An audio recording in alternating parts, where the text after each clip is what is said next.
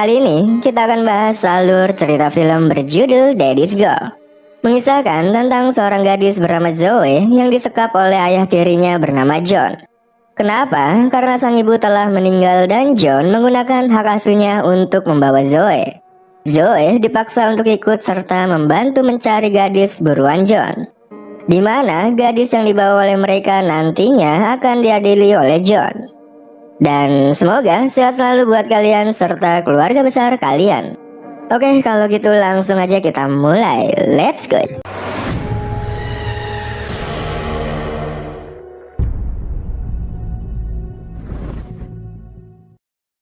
Diawali dengan John dan Zoe berada di dalam mobil sedang menuju ke sebuah bar.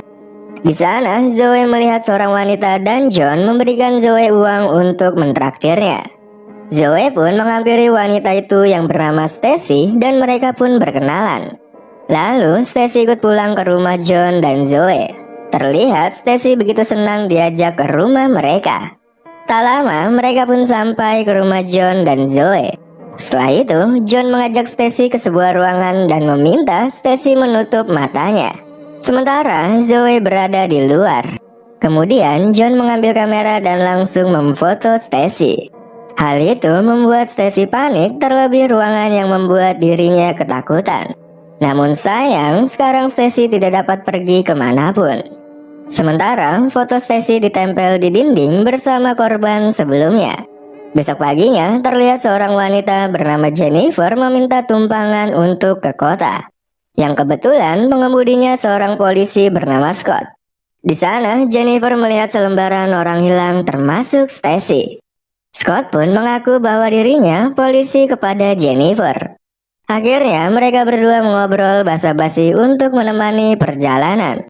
Setelah sampai, Jennifer pun turun dan berterima kasih kepada Scott. Di tempat lain, Zoe masuk ke ruang eksekusi menemui Stacy. Zoe yang sebenarnya tidak tega memberikan pilihan kepada Stacy, yaitu membiarkan John terus menyiksanya atau Stacy mengakhiri hidupnya sendiri sekarang juga. Saat mulai gelap, John pulang ke rumah dan menemukan Stacy sudah tewas tergantung. John pun langsung menemui Zoe dan mengancam Zoe agar tidak menyentuh tawanannya lagi. Lalu meminta Zoe membersihkan kekacauan yang dibuatnya.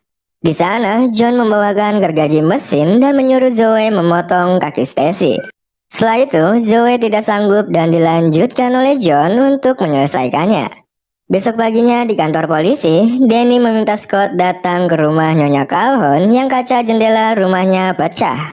Saat sedang mengobrol, datang dua kerucil mengendap-endap memecahkan ban mobil Scott, yang akhirnya mau tidak mau Scott berjalan kaki. Tak lama, Scott sampai di sebuah bengkel yang ternyata milik John. Di sana, Zoe yang sedang menonton TV terkejut dengan kedatangan Scott yang notabene adalah polisi. Zoe pun memanggil John dan Scott menjelaskan bahwa ban mobilnya bocor sedangkan dirinya tidak membawa ban serep. Lalu John pun membantu Scott membawa mobilnya dengan towing. Di perjalanan, Scott menebak John seorang marinir dari tato di tangan John yang dilihatnya. John mengaku bahwa dirinya mantan marinir yang bertugas di Irak pada tahun 2005. Yang kebetulan Scott juga berada di Irak tahun 2006 resimen polisi militer. Bedanya, John sekarang menjadi montir sedangkan Scott menjadi deputi. Sesampainya di kantor, Scott langsung bertanya tentang John kepada atasannya.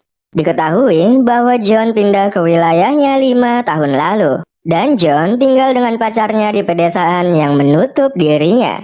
Di tempat lain, John sampai di rumah dan menunjukkan sebuah jebakan kepada Zoe untuk memperhatikan langkahnya.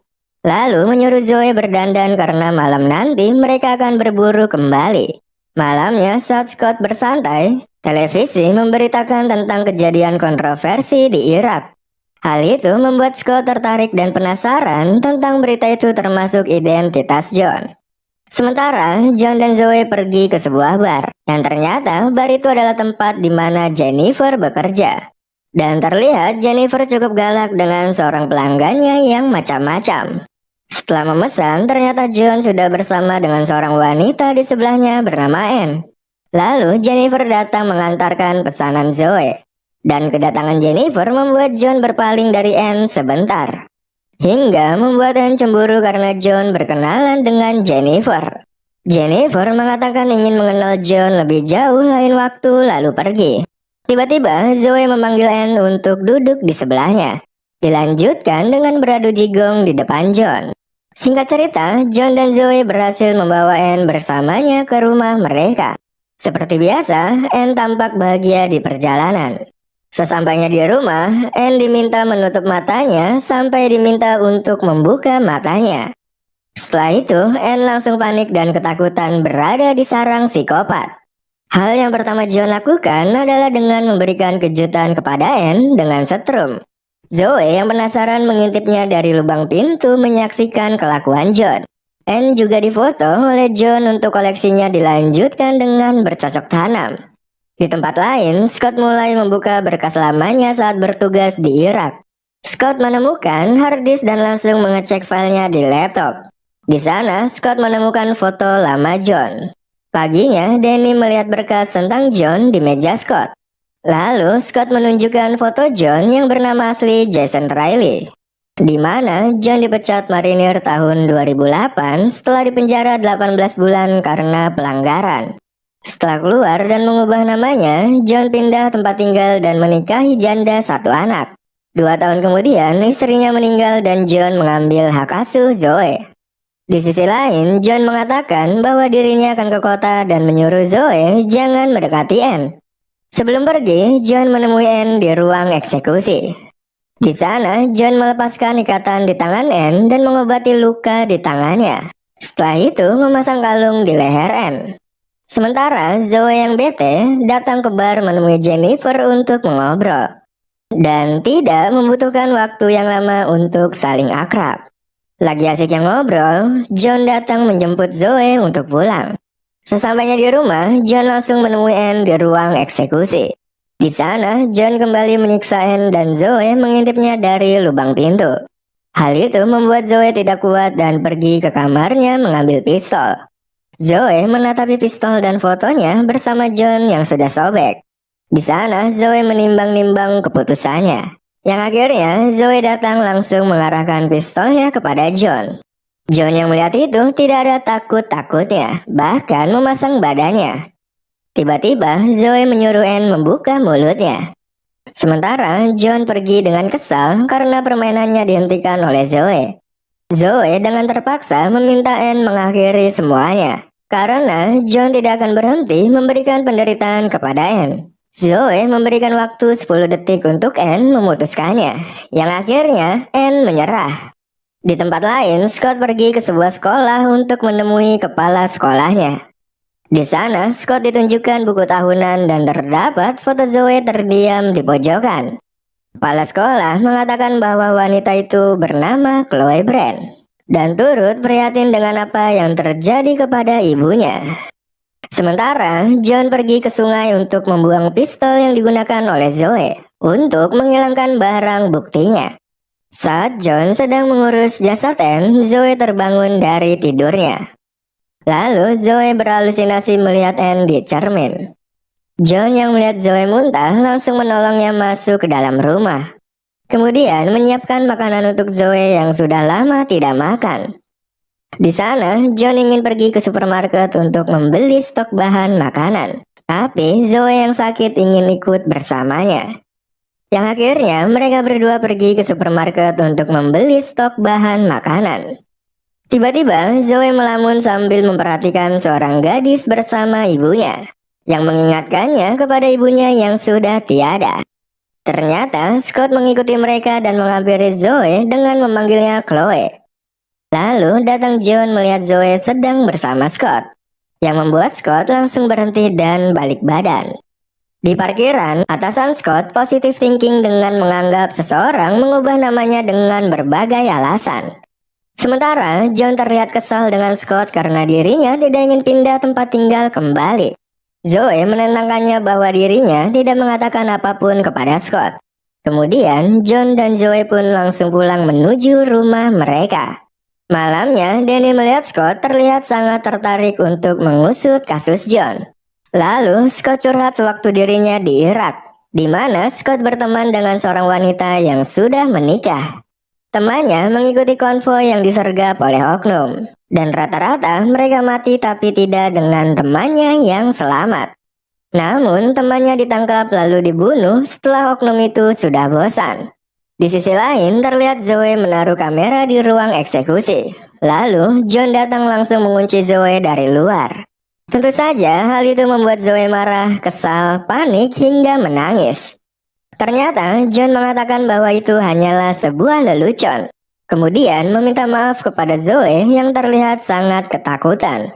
Setelah itu mereka pergi ke bar yang tanpa sengaja terdapat Jennifer sedang sendirian. Tak perlu banyak waktu untuk membuat Jennifer terpikat kepada John. Lalu John pergi untuk mengambilkan minuman. Di sana Zoe memperingati Jennifer untuk pergi, tapi Jennifer tidak mendengarkannya. Sementara John memasukkan sesuatu ke minuman Jennifer. John pun kembali dan Jennifer meminum minumannya yang langsung membuatnya pingsan. Di perjalanan ternyata Scott sengaja menunggunya untuk mengikuti mereka. John meminta Zoe mengambil tas Jennifer dan menemukan pistol di dalamnya. Di sana Scott berhenti dan memutuskan untuk berjalan kaki. Sesampainya di rumah, Jennifer langsung diangkut oleh John masuk ke ruangan eksekusi.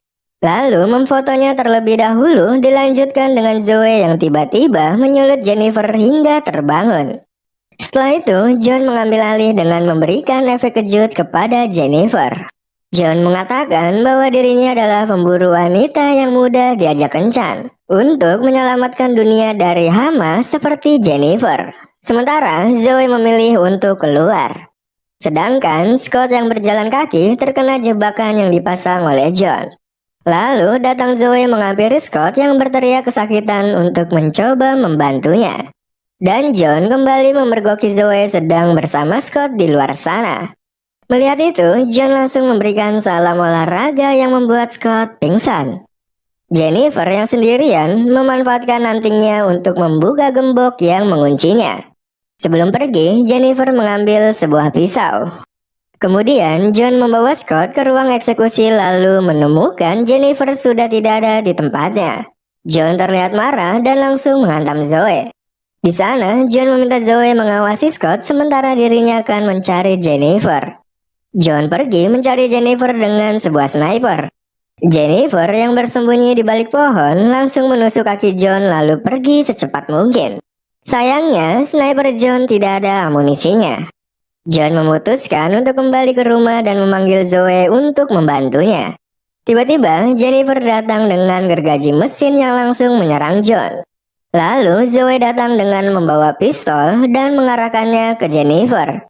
Tapi kali ini Zoe berbalik mengarahkannya kepada John dan mengatakan bahwa John bukanlah ayahnya. Dilanjutkan dengan menembak John berkali-kali hingga tersungkur. Lalu Zoe mengeluarkan ultinya dengan menggoreskan leher John yang membuatnya tewas seketika. Besoknya Scott kedatangan tamu yaitu Danny yang membawakan makanan untuknya. Di sana terlihat Scott menggunakan tongkat karena kakinya yang terluka. Scott mengatakan bahwa dirinya kemungkinan pensiun dini menjadi polisi. Sementara di tempat berbeda terlihat Zoe terdiam sambil memandangi sebuah pistol. Lalu Zoe mengarahkannya ke mulutnya seakan-akan ingin mengakhiri hidupnya. Yang ternyata itu hanyalah simulasi. Zoe bersama Jennifer memutuskan untuk memburu para pria yang melakukan hal yang sama seperti John. Di sana Zoe memberikan pilihan kepada pria tua itu untuk memilih mau melakukannya sendiri atau harus dijokiin. Dan pria itu memilih untuk melakukannya sendiri. Zoe dan Jennifer pun melanjutkan memburu pria-pria lainnya. Tamat.